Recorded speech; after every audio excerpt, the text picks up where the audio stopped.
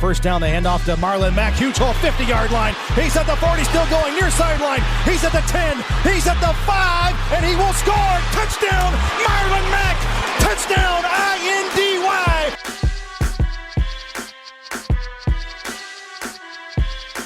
And again, it's picked up. It's Darius Leonard. Leonard with his second INT, and he's streaking down the near sideline. He's at the 40. He's at the 30. He's at the 20. He's going to go. A pick six for the Maniac. Horseshoe is back, baby. The horseshoe is back. What's going on, Colts Nation? Welcome back to another episode of the Bring the Juice podcast. I'm your host, Cody Fogger. Joining me, as always, your other host, Mr. Derek Larger. And today we are going to wrap up the second part of our Colts Over-Under series. We already looked at the offense, so if you haven't checked out that video, be sure to check it out. Today we're going to look at the defense. And so kind of how we're going to do it, because I was talking to you, Derek, off air, the difference between the defensive and offensive lines. The offensive lines don't really get a ton of stats unless you're Quentin Nelson and you get pancakes. Yeah. But normally the defensive line gets a lot more different, unique stats than an offensive line. The offensive line is more judged as a unit and sacks allowed. The defensive line can be a little bit more individualized. And so I thought we'd start here, obviously, with the defensive line. A little bit of a revamped unit, especially in the interior. But we'll start at the outside. The guy who led the Colts in sacks last year, Mr. Justin Houston. He had 11 sacks. He was fantastic with the Colts. He actually had a stretch of games where he had a sack in each game. I think that was 7 games, I believe. 7 games in a row he had a sack. And Yep. so Justin Houston was a very effective situational pass rusher last year for the Colts. He had 11 sacks, like I mentioned. So, Derek, I'm going to set it at 10 sacks over-under this year. There's more additions will hopefully get more sacks this year for the Colts. But I'm going to set it at 10 for Justin Houston. Are you going to go over or under for this one? I'm probably going to go under for this one, seeing as how Komoko Turai is going to be getting some of that time back, and you have other guys that could potentially be looking at more of a defensive end role this year, including Ben Banigou. Nikko Autry's name was even brought up in that case at points. So I feel like, and with Muhammad as well, I feel like Muhammad can take another leap. So I think that while I do believe that Houston can come close to double-digit sacks, I don't believe he hits it this year. Yeah, and it may not be just a lack of pass rush. It might just be other guys are getting sacks. It just happens. All right, so we're also going to do tackles for loss for the defensive line. He had 15 tackles for loss this last year. I'm going to set it there again. What do you think about 15? Again, I'm probably going to go down with this again. Okay. I think as the sack numbers go down, I think his overall tackle for loss numbers will go down a little bit here as well. So Okay. I'm going under. Yep. Yeah, no, that's fair. Okay, so moving to the other defensive end position, this was one that was primarily taken up by Jabal Sheard last year, but Sheard obviously is a free agent, no longer with the team. So we'll look at some of the younger guys. Komoko Turai, he only played in 4 games, but he had a sack and a half. He had another tackle and a half, tackle for loss, but he only played in 4 games. So you got to project that for 16 games. I'm going to set it at 8 sacks. Are you going to go over or under for Komoko Turai? Man, you got me on this one. 8 sacks. I believe he will be over on 8 sacks. Okay. I do believe he can hit anywhere from 9 to 10 this next season. I do believe so. Okay. Yep. You think really? Wow. Yep. I think think the he's gonna numbers stay can healthy? be there. Yep. I think if he stays healthy, yep, I do believe so. That's my biggest question mark, because he has not shown, at least his first couple of years, he can stay fully healthy. So I'm hoping he can, obviously, as a Colts fan. But Right. at least to this point, it hasn't been super favorable. But certainly, if he's healthy, yeah, I definitely think that he can shatter that. He also, I'm just going to leave it at the same for tackles for loss since he had the same exact stats. 8 tackles for loss. What do you think? Yeah, I think he's going to end up beating that this next year. No question about it. Yeah. Okay. And we'll talk about the next guy there at the defensive end position. This guy might actually have a legitimate shot, I think, to be the starter alongside Justin Houston this year. Ben Banigou, he's more of an overall player, while Komoko Turai is probably more of a pure pass rusher. He's more talented in those ways. Ben Banigou kind of gives me a little bit of Jabal Sheard vibes, where he may not ever have, double-digit sacks every single year. He might, but he may not. But he's going to offer a little bit more on run support. Ben Banigou last year, he was a situational guy. He didn't see the field a ton, but, he was effective in certain ways. I know he had a couple sacks. He had 2.5 sacks last year, 4.5 tackles for loss. He didn't necessarily play a ton of snaps, but he had some key sacks and key moments, most notably that Denver Broncos game. He had that strip sack, and the Colts ultimately, it was like their walk-off win in that game. But Komoko Turai, Ben Banigou with Komoko Turai, I think Ben Banigou's got a better shot at potentially getting more snaps on all 3 downs, as opposed to Komoko Turai maybe more of a 3rd down type of guy. But Ben Banigou, I'm going to set it at 6 sacks for Ben Banigou, a little less than Komoko Turai. What do you think about 6 sacks, Derek? I am going to go under with 6 sacks. I think that he's still a situational type player. The percentage of snaps for the snap count there is not where I want it to be right now. So I think that even though he has a chance to get some more playing time, I think he's still going to be under 6, at least for right now. That's fair. Yeah, and I'm going to actually up his tackles for loss over under, because he offers more, like I said, in the run game. So I think he has a chance to get more tackles for loss. I'm going to set that at 8. What do you think about 8? I think that he can go over that. I do believe he can go over that this year. Yes. Yeah. Yeah, I think he really does have a good shot. Because there's not really any guys that I would necessarily put over him to start the other defensive end position. I mean, maybe you could argue Al-Qadim Muhammad. He's been a solid player, which we'll just go to Al-Qadim Muhammad now. He had pretty decent tackle for loss numbers. He's not much of a pass rusher, though. He only had 3 sacks. I'm going to set it at 5 sacks for him. What do you think about 5 sacks for Mr. Muhammad? I'm going under. He's never quite been that, like you said, that sack specialist. So I think ultimately his sack numbers will stay low. Yeah. The reason why I had it at 5 is because I think there's a good chance that he gets a lot more playing time now with Jabal Sheard being gone. So maybe he gets a couple more sacks than he did this last year. Okay, then we'll look at the let's look also at some guys who can kind of be tweeners, so they could kind of play maybe some defensive tackle, maybe some defensive end.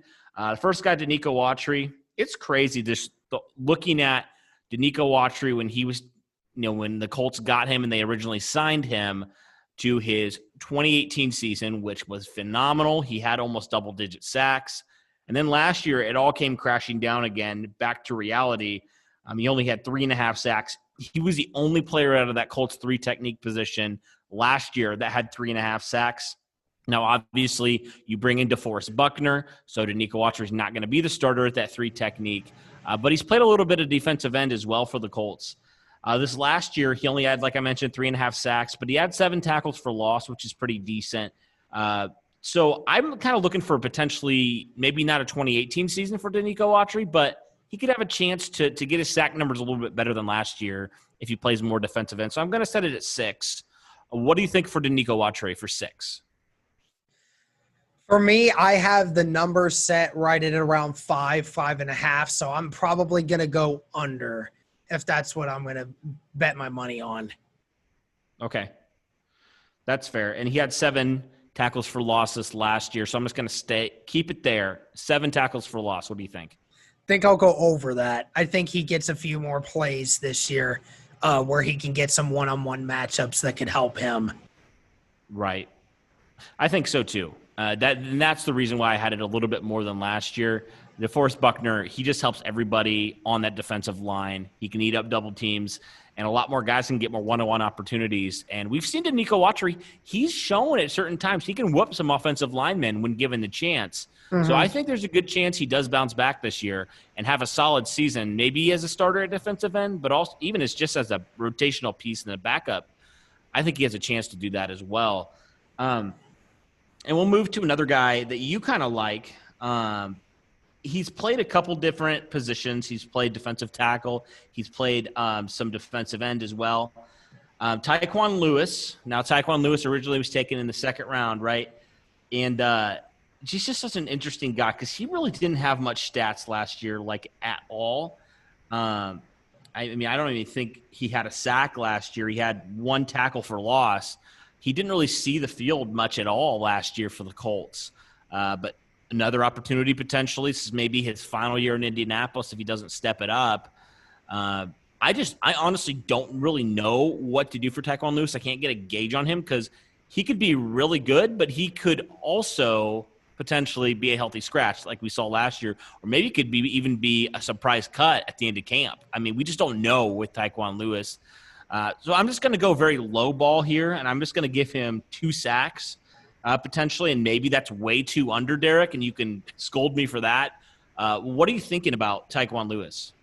No, I think it's perfectly reasonable to low ball Taekwon Lewis because, like he said, we haven't seen much of him for everything that he's been hyped up to be. I mean, it stinks that we're at this situation, but yeah, you're right. At this point, he absolutely needs to have that kind of efficiency or else he's not going to be able to stay on this roster. So, you know, I really don't know at this point. I can't really give you a positive understanding of what I think he can do. I am probably going to say under just because I don't know where exactly he fits on the roster with this team right now. And it just all matters to me on whether or not he can stay healthy and if he's putting in the effort to be able to play for this team right now. Right. And that's the key. Like, I just don't know, like you said, I just have no idea if he's going to even get any playing time if he does make the active roster. And that's just the point we're at with Taekwon Lewis. Just no idea right now. I mean, he has potential. We've seen it. I mean, we've seen a couple games where he's played pretty decent, but you know, overall the last couple of years, it's just been a lot more bad than good at this point, unfortunately, for Taekwon Lewis. All right, we'll move more to the defensive tackle position. We'll start with that 3 technique, like I mentioned. Deforest Buckner, the big name, the guy the Colts traded number 13th overall for. Last year, you know, compared to the year before, his sack numbers were slightly down. He had 12 sacks in 2018, only 7.5 last year. He had 17 tackles for loss in 2018 and only had 9 last year. Now, you can argue there were different reasons for that. You know, the 49ers obviously added Nick Bosa last year, which helped, and he got more of the sacks. And DeForest Buckner still was a good player, but the stats necessarily weren't as good as a year prior. But I think he has a chance here to bounce back and get potentially to double-digit sacks. So I'm going to go 10 sacks as well for him. What do you think about 10 sacks for Mr. DeForest Buckner? Man, that's a tough one just because we know what DeForest Buckner is. We know what DeForest Buckner is, and we know the attention he's going to grab from offensive lines. So it certainly makes it easier for other guys to get bigger sack numbers. But I do think DeForest Buckner is happy with the situation he's in, and I think he's ready to get just to prove himself. Even though he's already proved himself as an elite player, he's wanting to prove again to people that he is the real deal. So I'll go over with that. Okay. That's fair. I mean, yeah, I think over is fair because he's shown that he can go over that. But it just depends really on if some of these younger guys step up, maybe they take a little bit more of his sack numbers down like we saw last year. But I definitely think over is a solid bet there for a player of DeForest Buckner's caliber. He also had 9 tackles for loss, so I'll just set that at 10. What do you think about 10 for DeForest Buckner? Yeah, I think he's going to have more. I think that's just the kind of player that he is where he can make that push up front. And I just think that's going to result in a lot more tackles for loss for not only him, but for the rest of this defensive line going forward. Yeah. We'll move to the other guy that the Colts grabbed in free agency from the 49ers, ironically. Sheldon Day, local product. He went to Notre Dame. He went to school in Indianapolis. He wasn't necessarily a starter last year for the 49ers up until the playoffs. So stats may not reflect the impact that he has. A little bit undersized for a defensive tackle. Last year only had a sack, and he had 3 tackles for loss. So we don't think he will be a starter because we think the next guy we'll talk about will take that starting spot. But I'll go 2 sacks for him. He's never been much of a pass rusher. What do you think about 2 sacks for Sheldon Day? Yeah, I am actually probably going to go slightly over. I think he gets 2.5 to break that. I think Sheldon Day just has that kind of ability to make those kinds of plays. And I think he's also coming into a division that has slightly weaker offensive lines that he's coming into versus the NFC, which he was playing a lot more of. And obviously in that division, when you got the Rams and you got the Seahawks, whose offensive line has improved slightly, I just think that he's going to see a few more different looks from guys, and I think he might be able to take advantage of offensive lines like the Jaguars and the Texans. So I think he has over 2. Okay, fair enough. 3 tackles for loss. His most ever has been 5. So I'll set it at 4 for him. I think he gets over for the same exact reasons I just said, and he's a hustle guy. I think that's just ultimately the kind of player he is, and I think that helps him. Yeah. All right, we'll move to the last guy on the defensive line that we'll look at, Grover Stewart.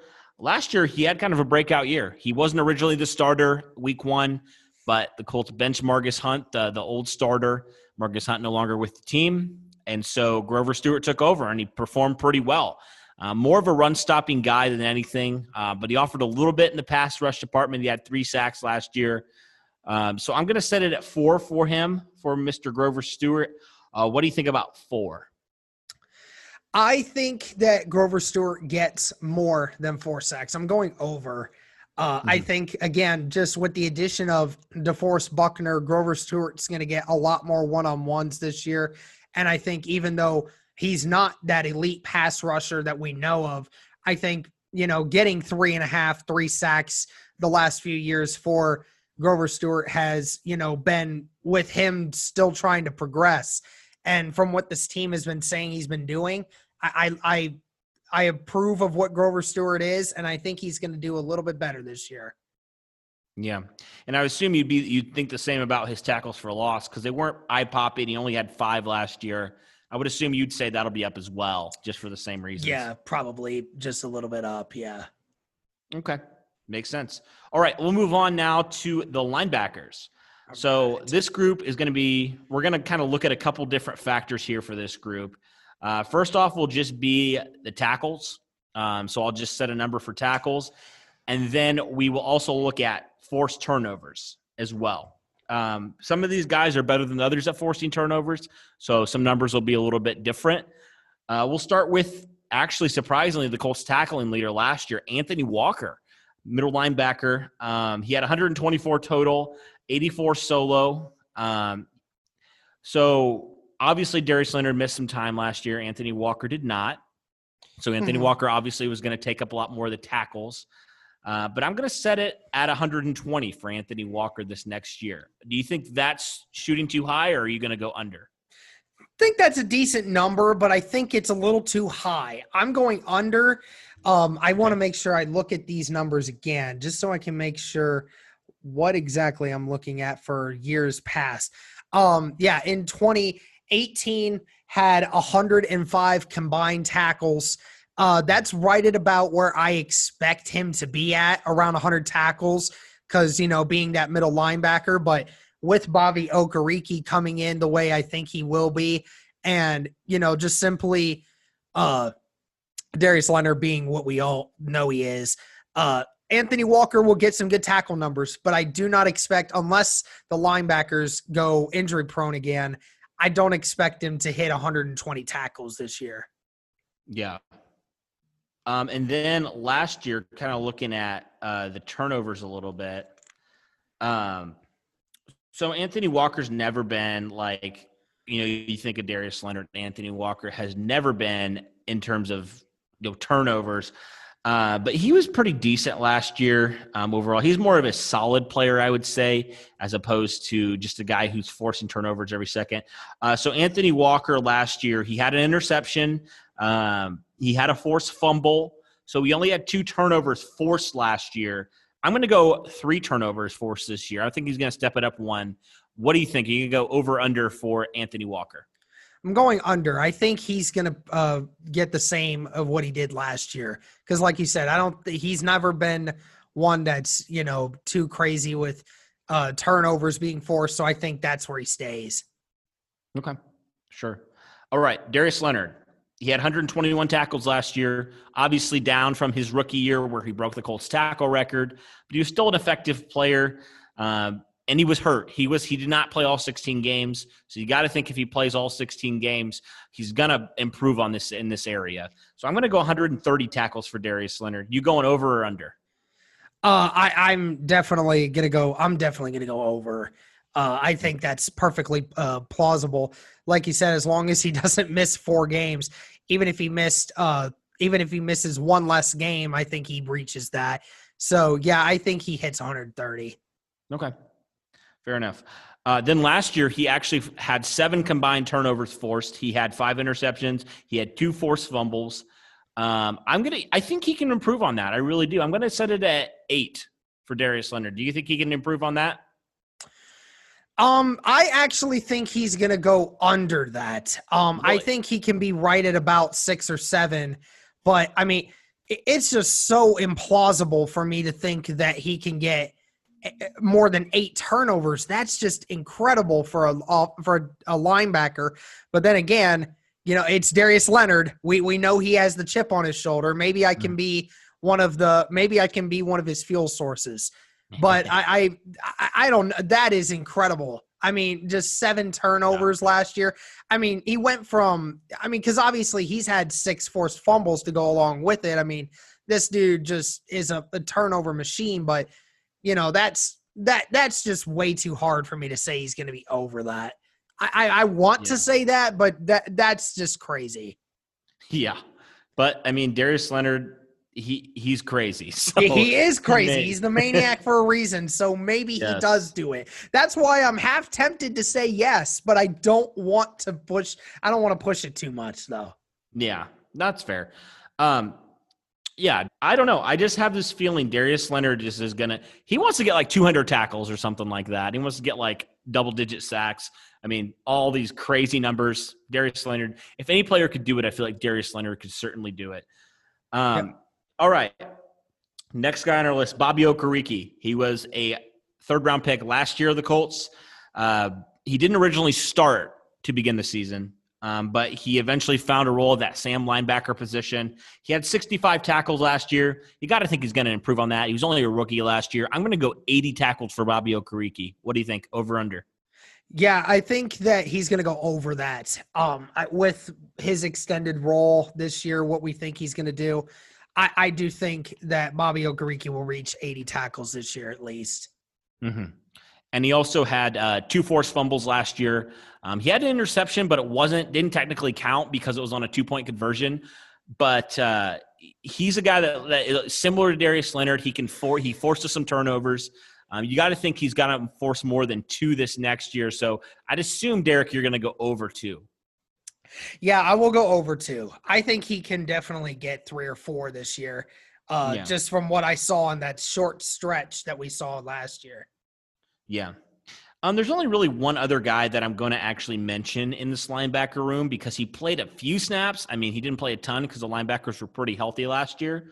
EJ Speed, he only had 7 combined tackles this last year. So I'm going to set it at like 20 tackles for EJ Speed, and this is going to be the last guy on our linebackers list because I think maybe one of these linebackers will get dinged up for a game, and EJ Speed will be able to come in and just fill in on special teams and also just in certain snaps if a guy's tired. I'm going to set it at 20. What do you think for EJ Speed? Yeah, I think he can reach just over that. I'll go over with that. Okay. And I don't even think he forced a turnover last year. I mean, he didn't really get the chance to. Yeah, I don't think he did. So does he force a turnover? Are you going to go over or under? I'll go over. I'll Okay. say he makes a turnover of some kind. I'll say it. Okay, awesome. All right. Awesome. Sounds good to me. All right, let's move over now to the cornerbacks. Now, this group is very much in flux. This group is there's a couple new additions to this group. We'll start with the incumbent, Rocky Sin. He played in 15 games this last year. He had one interception. He had 5 passes defended. For the interceptions, Derek, are you going to go over or under his 1 interception from last year? Yeah, I think he definitely goes over. You saw his coverage continue to get so much better from at the end of last season, and he had a couple of passes where he almost picked it off, but it just went through his hands. So yeah. I do believe that Rocky Sin has multiple interceptions this year. Do you think he also improves on his passes defended? He only had 5 last year. Do you think he improves on that? Yeah, slightly. I think he slightly does, okay. Yes. Okay. And then we'll look at the other guy who was on the team last year, and then we'll move into some of our newer guys. So we got to look at Marvell Tell, a converted safety from USC. Didn't really know what to expect out of Marvell Tell, but honestly, I thought he had a pretty solid year, all things considered.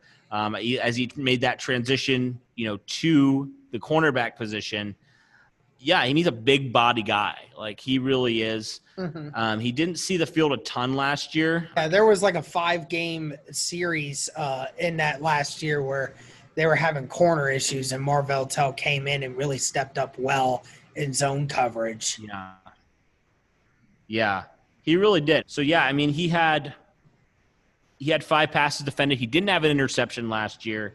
At least I don't think so. It doesn't show he did. I thought he did for some reason, but I don't think he did.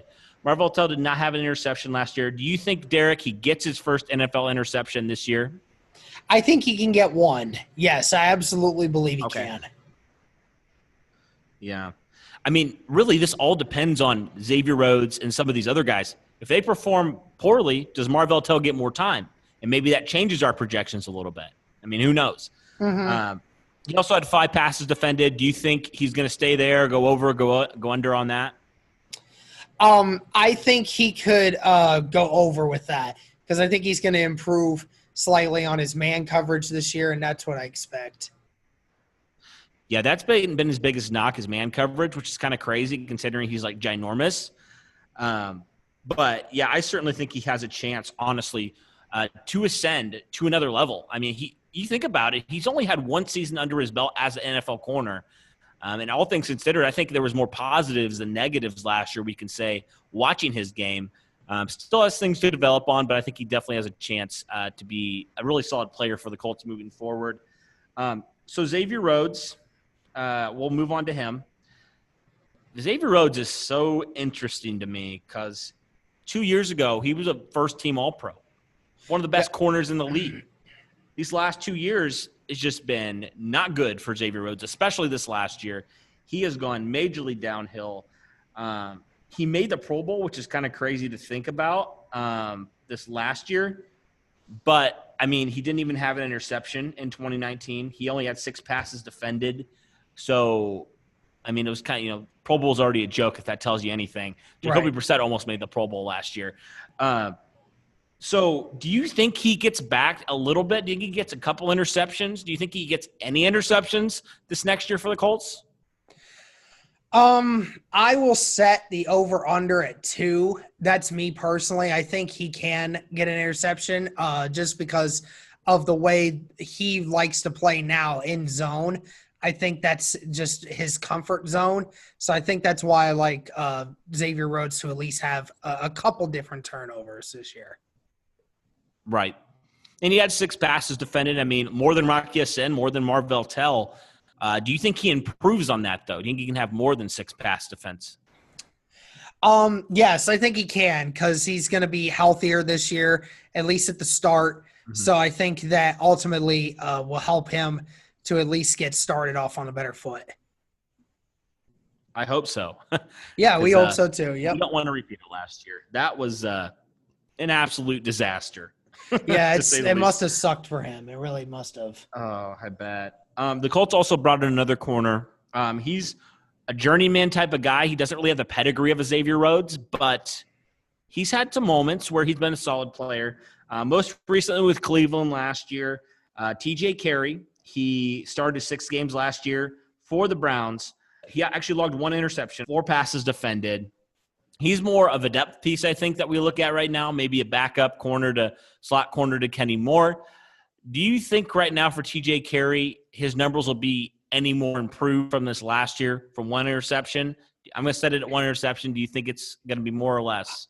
I'm sitting right at the bar. Honestly, I might even say that I would probably end up going with probably go under, to be honest. I do not think TJ will have multiple ones. I don't think so.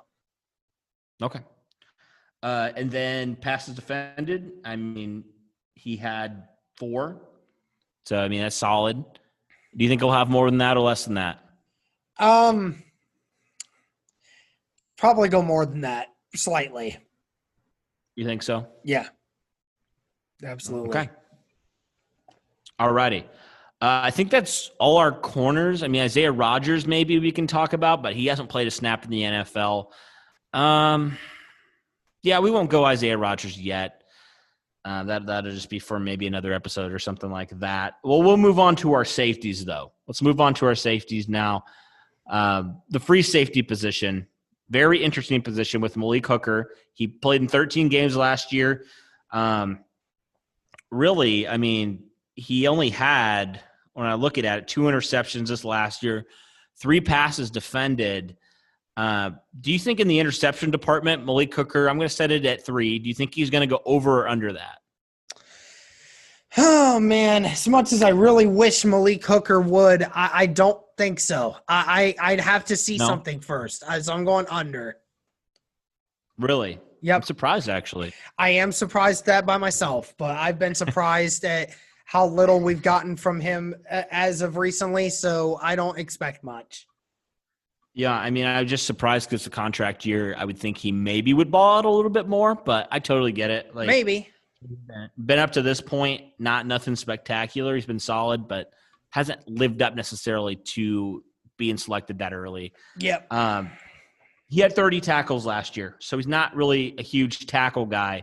So I'm going to set it at 40. I'm going to set it at 40 for Malik Hooker. What do you think about 40 for him? I'm going under with that as well. I don't think that he gets the tackle numbers is mainly from Kahari. Kahari mainly gets those tackle numbers, so I think that goes under 40 as well. Okay. All right. Fair enough. Speaking of Kahari, let's talk about him. He had 71 tackles this last year. He didn't have an interception. He only had 1 pass defended. So he's not necessarily a guy that's known for his coverage, but he's more of that box type of safety, that more strong safety. I'm going to set his tackle numbers a little bit higher than they were last year just because he originally, similar to Grover Stewart, he wasn't the starter week 1. Clayton Geathers held that down for a little bit, and then Corey Willis came and took it and performed really, really well. He played in 14 games this last year. I'm going to set it at 85 for Corey Willis. A little bit high maybe, but you got to consider was only a rookie last year, and he played really well, and I think he's only going to get better. What do you think about 85 for Corey Willis? 85 tackles. Man, that is interesting. What do I want to say here? I would probably go down just slightly. I would go under slightly because I think that with the addition of what the defensive line is now able to do, you're going to take a few less plays away from that secondary, and you're going to cause teams to be a little more hectic. It's going to result in a few less tackles along the way, I believe. So that's why I go slightly under. Okay. Makes sense to me. Do you think he had no interceptions? I'm going to say he gets at least 1. I'm going to set it at 1. Are you going to go over or under for Corey Willis with 1 interception? I'm going to set it at that. I'm going to go to 1. That's what I would do. Okay. Fair enough. All right. So we only got a couple guys left here, a couple guys in the safety room. George Odom's the next guy. I mean, he's been more spot duty at this point. He only had 37 tackles this last year. He actually forced 2 fumbles, which is interesting. So, he was effective at creating some turnovers when he was in the game. Do you think he's going to improve from those numbers, though, this next year from 37 tackles? I'm going to set him I'll just set it at 35 for George Odom. Do you think he's going to go over or under on those? Yeah, I think he can. I think that the way this defense is going to try to get some more guys involved in the secondary, George Odom has been a very valuable piece at times when he is in. So I think George Odom can improve on 35 tackles. I'll go over. And the last guy that we're going to look at here, drafted this year by the Colts, Mr. Julian Blackman out of Utah. Now, Julian Blackman this last year, he was really solid. The Utah had a really good secondary. He was one of the key pieces to that secondary. He had 41 solo tackles, 60 total, 4 tackles for loss, a sack and a half. He had 4 interceptions this last year. So we'll start with the interceptions. Obviously, he's not going to probably be healthy till maybe mid-October. So I'm going to set it at 2 interceptions.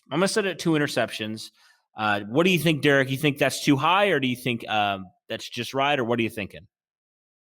I'm going to go under. I think he makes an interception, but I do not think he gets multiple because of injuries, problems, and when you talk about, still getting used to the system. Yeah, and Malik Hooker's probably going to take a lot of, some of his snaps too. So there's that factor as well. All right, so tackles. Let's go 40 tackles. I think that's a fair thing for him to have. I know he's, I feel like he's a little bit better tackler, more willing tackler than Malik Hooker. He had 60 last year. What do you think about 40? I honestly think this might be a little high, but what do you think? It just all depends on when he starts. I think when he starts and versus, what kind of playing time he gets right off the bat might be a little too much right off the bat, but I think that's easily something he could do next season. Not this upcoming season, but next season. Gotcha. Yeah, I agree with you there. I think that's probably about right to think about. Alrighty, that'll wrap up our look at the Colts defense.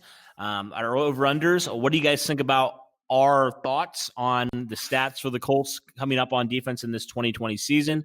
Let us know in the comments below. Be sure to like, subscribe, all that fun stuff. And also, if you haven't, be sure to check out our 2 interviews with Colts players. I won't tell you who they are. I'll let you go look it up yourself. But for Derek and myself, thank you guys so much for listening. And as always, go Colts.